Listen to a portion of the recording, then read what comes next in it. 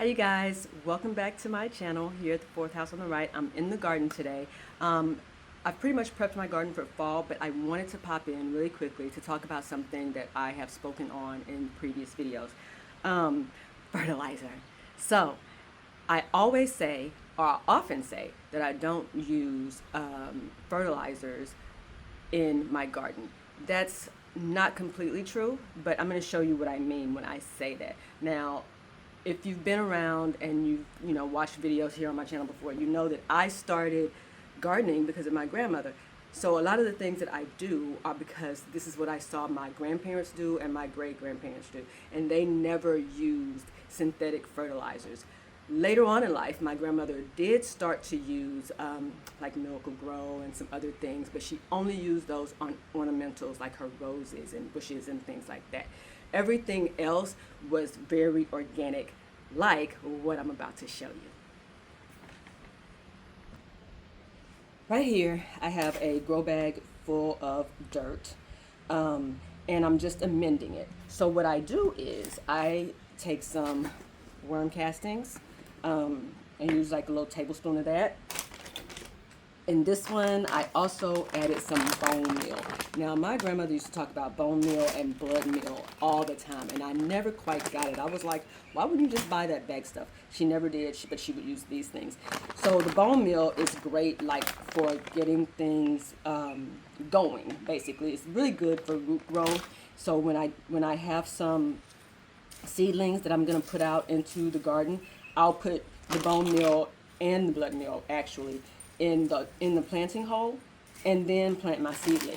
Then the blood meal is basically a great source of nitrogen. So I use this when I need to promote great leafy growth and fruiting. So this is really great for things like tomatoes and cucumbers. So that's what I do. That's the fertilizer that I use. I still don't buy Miracle-Gro, but like I said, I don't think that's bad, like for flowers and ornamentals and things, but I wouldn't use it on my vegetables. So that's one thing that I do. Another thing that I do is this right here. I use compost, but there's also something extra I do with the compost. Walk with me, walk with me, walk with me. Here is my compost tumbler, and of course, black gold comes out of this thing.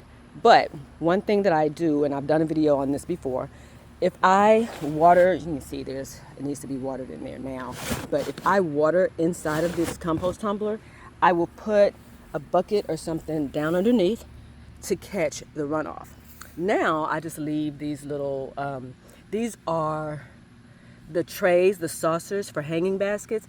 I leave those underneath so that anytime it rains or water goes through the compost tumbler, it just captures that compost tea, basically, is what it is, and I use that to water a lot of my containers, since they don't have as much nutrients coming from the ground or coming from insect activity and worm activity that's in the ground. I use that for the containers and for things like this trough. And then last but not least, I use something called sourdough water. So when I use my, when I feed my sourdough, instead of just getting rid of the discard, if I don't have anything that I'm trying to make right then, I add my discard to this gallon bucket, fill it up with water, give it a shake. I can't call this a true fertilizer, but what it does is it gives me some microbial activity, and I can add that like into the actual garden. I don't use this in pots as much because I want it to kickstart things in the soil.